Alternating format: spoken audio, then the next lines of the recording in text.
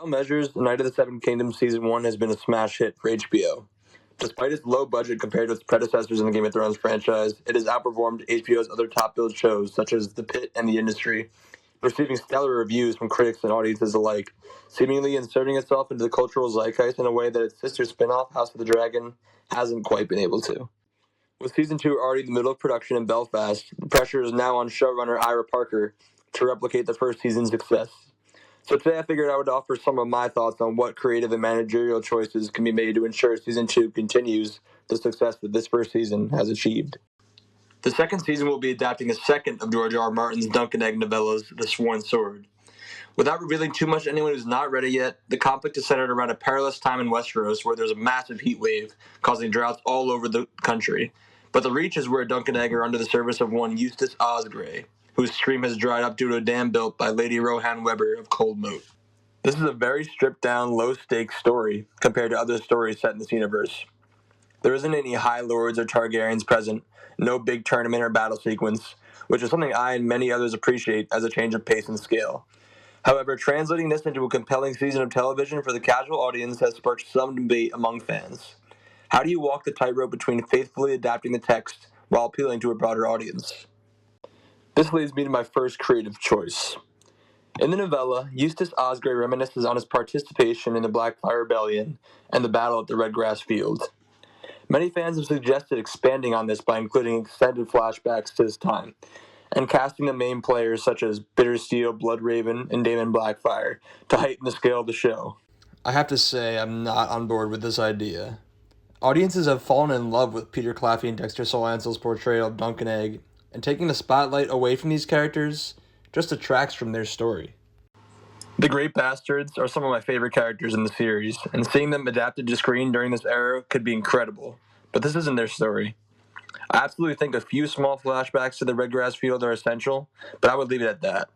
So long as Eustace's story beat about his participation in the rebellion is given enough depth, that will be sufficient enough, in my opinion.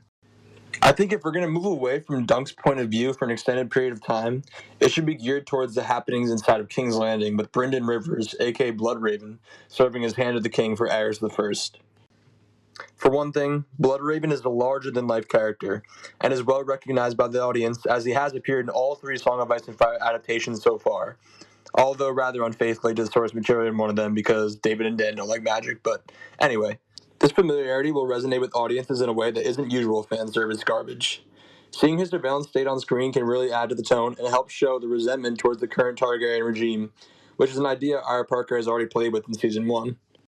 Add this in with the drought, and the tone of the novella will have seemingly blanketed the TV screen. Not to mention, introducing Bloodraven on screen now will only further the impact when he appears in the third season, which is likely to be greenlighted by HBO relatively soon. I really would just enjoy added scenes from the Spring Sickness too, which kills tens of thousands in Westeros, including King Daeron and Prince Valar. A possible scene that comes off the top of my head would be showing Bloodraven's order to burn the bodies inside the Dragon Pit, which would be eerily cinematic and such a tonal fit for the season. Lastly, I think if Ira Parker is going to expand any of the existing material, I think it should be giving Egg's character more to work with. Dexter Solancel has endeared himself to audiences immediately with his charm and impressive acting skills for a child actor. And The Sworn Sword is the novella where Egg is the least relevant in my opinion, although having great character moments regardless. We see Egg as a young spoiled prince who views serving small folk as something below him. Quote, Egg looked indignant. I have to serve small folk? Not serve. Help. We need to turn them into fighters.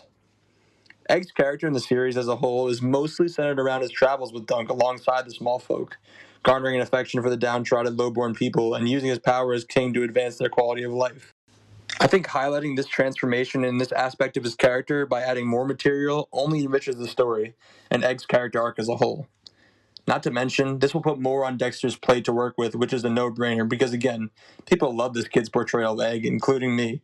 So exploiting that while giving him material that can let him grow as an actor and shine is a great creative choice for the second season, and one that Ira Parker has probably already made. Overall, I have a lot of excitement for the upcoming season. I've seen some of the castings and think the casting department and Ira are continuing to nail these decisions, and The Sworn Sword is my favorite novella. But the creative choices I've laid out, I think, will only serve the story, and hopefully Ira thinks just like me.